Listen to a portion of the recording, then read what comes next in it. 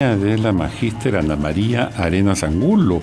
Ella es decana nacional del Colegio de Enfermeros del Perú y estamos con ella porque le hemos invitado para conversar sobre la hepatitis. Es una enfermedad a la que todos estamos expuestos. Queremos agradecer que haya atendido nuestra invitación. ¿Cómo está? Buenas tardes. Muy buenas tardes, agradeciendo realmente por la invitación para tratar este tema que es de suma importancia, no solamente para la población en general, sino también de manera particular para el personal profesional y no profesional que labora en los centros asistenciales del país. ¿Es una epidemia? ¿Hay riesgo de epidemia de hepatitis? Mire, le digo que hay zonas endémicas donde se presenta la hepatitis con más frecuencia, sobre todo en las zonas de selva. Sin embargo, podríamos decir que de las 160.000 personas que se ven expuestas en nuestro país, ¿no es cierto?, a hacer cualquier tipo de infección, el 40% están expuestas a hacer la hepatitis B y sobre todo producidas muchas veces por el contacto que se tiene con sangre, fluidos de los pacientes que están infectados, ¿no? Y que muchas veces no necesariamente sabemos que están adoleciendo la enfermedad. Entonces es un riesgo muy grande realmente. Las enfermeras y el personal de salud, al hacer uso del instrumental, lamentablemente muchas veces se han visto expuestos a estos accidentes punzocortantes, ¿no? Y el hecho de estar en contacto con la sangre y fluidos también hace que muchas enfermeras y personal de salud se vean contaminados y hacen la hepatitis B. Entonces esto es un riesgo muy grande, como es natural, porque no solamente es que existe la contaminación, sino que de por medio tiene todo un costo social y además un costo real también para la institución, porque naturalmente la persona que está infectada no puede seguir trabajando. Tiene naturalmente que tener un descanso, ¿no? Y tiene que tener un tratamiento que tiene un costo especial, y por ser una enfermedad ocupacional es la institución quien tiene que hacerse cargo también de cubrir las necesidades económicas de la persona. Cuéntenos un poquito más de la hepatitis. Nos ha dicho es la hepatitis B, lo que me hace suponer que hay A. Sí, pero y no sé sí, efectivamente hay A, B y C, ¿no? Pero la hepatitis A no se ve muy, ¿cómo le puedo decir? No es muy común, podríamos mencionar, ¿no? La hepatitis B es una de las más virulentas, como se menciona. ¿Por qué? Porque inclusive cuando se presenta de manera abrupta puede llevar a la persona a la muerte. Nosotros ya hemos tenido muchos casos de esto. Inclusive una colega nuestra muy, muy joven, ¿no?, que lamentablemente tuvo contacto con un paciente infectado, en 7 días prácticamente falleció con una hepatitis B fulminante. Sin embargo, sabemos que hay muchas personas que hacen la enfermedad, pero no necesariamente tienen sintomatología, y ellos son también de alguna manera personas que pueden estar contagiando al resto de personas, ¿no? De siempre y cuando exista un contacto directo, como le decía, con la piel, porque es a través de la piel que se puede contagiar. Cuando existen heridas también de las personas, ¿no?, a través de las mucosas. O sea, pueden estar con hepatitis muchos años, el resto de su vida, y no se sabe que de repente tienen... Puede haber muchas personas que tienen hepatitis y no necesariamente conocerse que la están portando. Y la están transmitiendo, la están contagiando. Exactamente.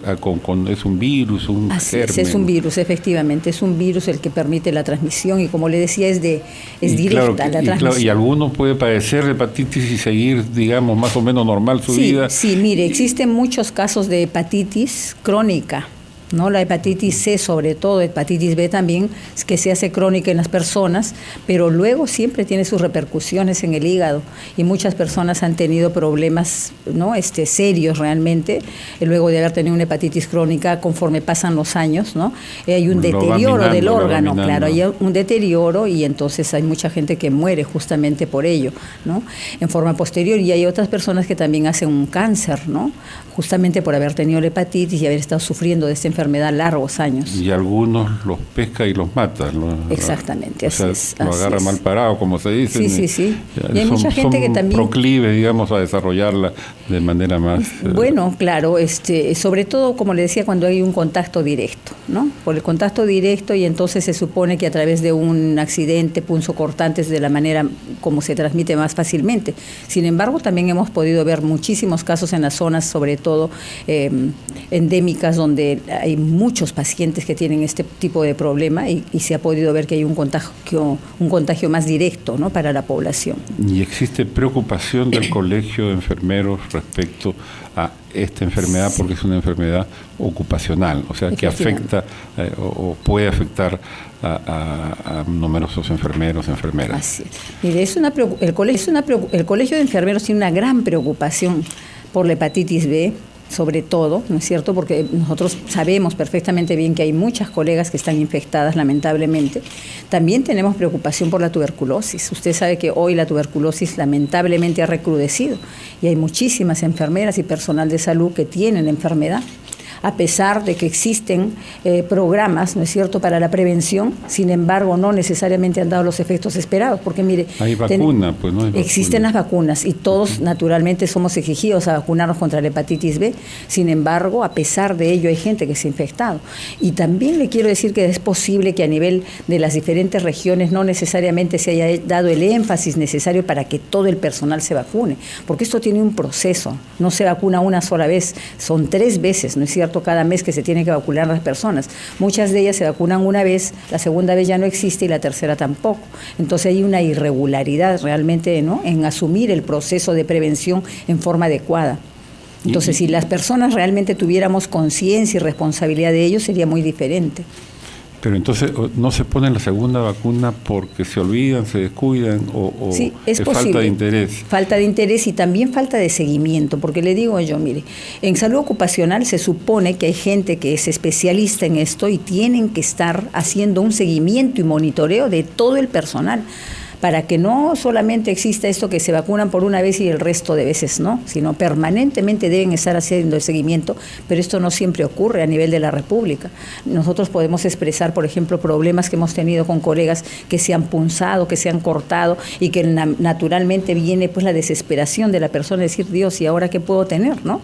Y entonces no necesariamente tampoco ha habido una buena respuesta, ni siquiera cuando han ido a hacer la denuncia existen los documentos, porque existen formatos que ya están elaborados para poder denunciar esto.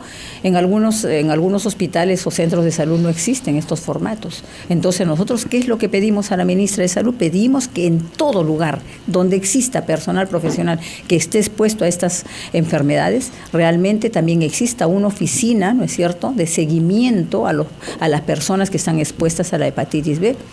Y en ese sentido lo que nosotros necesitamos que es que las oficinas, y no solo las oficinas, sino también los comités, ¿no?, que están encargados de ver las enfermedades ocupacionales, se hagan cargo de ello y verdaderamente ayuden para que se prevenga este tipo de enfermedad que puede ser lesivo totalmente para la persona.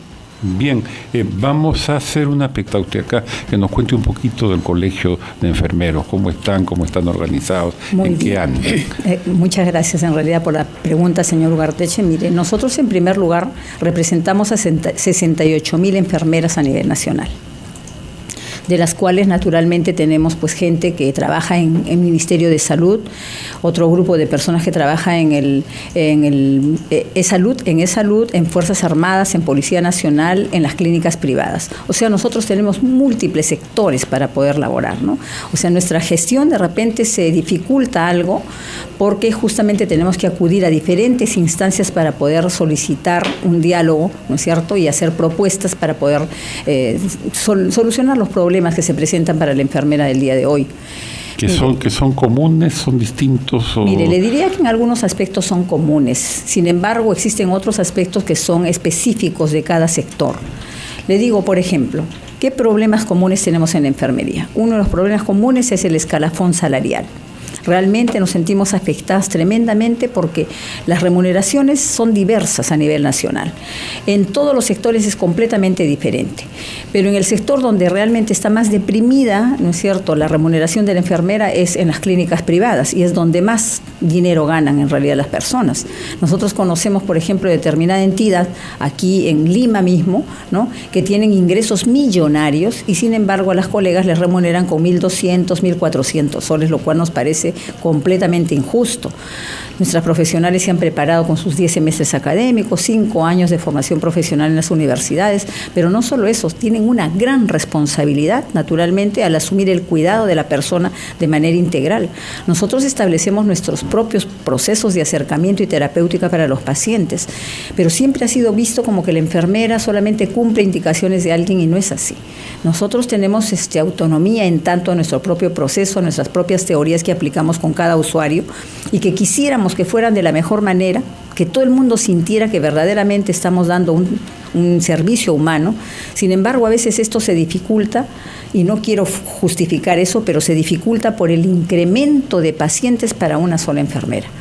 Imagínense, una enfermera atendiendo 40 pacientes, una enfermera atendiendo 30 pacientes, cada persona tiene sus propias necesidades y al unísono no se les puede atender a todas. El médico hace la visita tempranito y después se va. El médico hace naturalmente su visita médica. Y los pacientes quedan en manos de usted. Exactamente, claro. Así es. Y mire, en caso de que un paciente presente un paro cardiorrespiratorio, la enfermera lo asume, no es que esté esperando que venga alguien porque la persona moriría. Es imposible.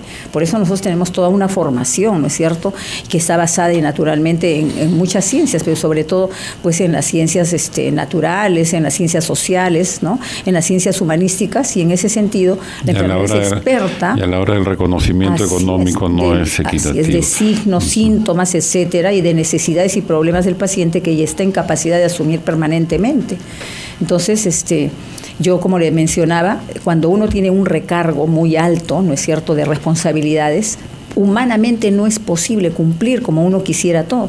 Sin embargo, las autoridades a nosotros nos exigen calidad, nos exigen producción, y nos apena mucho estos términos, ¿no? Porque un poco como que pasamos, creo, a la época anterior, a la época de Henry Fayol, de repente, aquellas épocas pues de inicios de siglo, del siglo pasado, hablo, ¿no?, donde solamente la exigencia era mecanicista, cumpla y haga, pero nosotros no podemos hacer las cosas de una manera mecánica, porque nuestra actividad es intelectual y también es manual, y nosotros para tomar decisiones tenemos que pensar, evaluar realmente para poder decidir lo que vamos a hacer frente al usuario.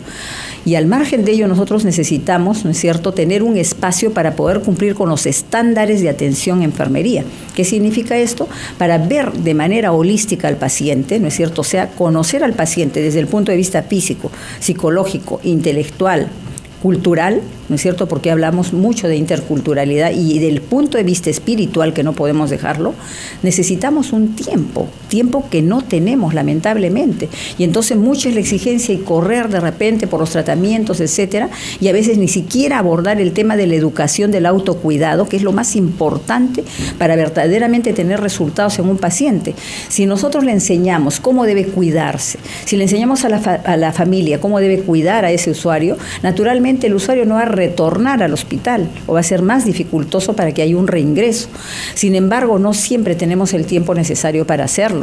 Las condiciones de los hospitales no se dan, lamentablemente, y muchas veces pensamos que se ha minimizado la tarea de la enfermera, cuando realmente pensamos que si nosotros verdaderamente hacemos la prevención y promoción desde el primer nivel de atención, hemos ganado mucho, porque evitaremos que miles y hasta millones de personas puedan enfermar.